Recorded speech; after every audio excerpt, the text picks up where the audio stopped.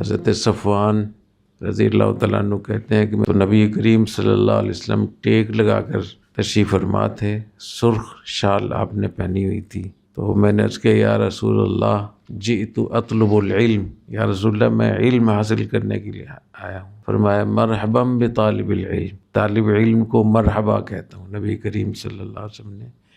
اس لیے سنت ہے کہ جب کوئی علم حاصل کرنے کے لیے آئے تو استاد اس کو مرحبا کہے۔ تو میں آپ سب طلباء کو مرحبا کہتا ہوں، قدیم اور جدید جتنے بھی ہیں سب کو۔ اور فرمایا کہ طالب علم جو ہوتا ہے اس کو فرشتے گھیر لیتے ہیں اور فرشتے اپنے پروں سے سایہ کرتے ہیں، اور ایک روایت میں یہ ہے کہ فرشتے اپنے پر بچھاتے ہیں طالب علم کے لیے، اکرام کے لیے۔ طلب علم کے احترام اور اکرام میں فرشتے اپنے پر بچھاتے ہیں۔ حضرت صفوان کی اسی روایت میں یہ بھی ہے کہ فرشتے طالب علم کے احترام میں آسمان تک زنجیر بنا لیتے ہیں، اوپر تلے لائن بنا لیتے ہیں، استقبال کے لیے، احترام کے لیے، اکرام کے لیے۔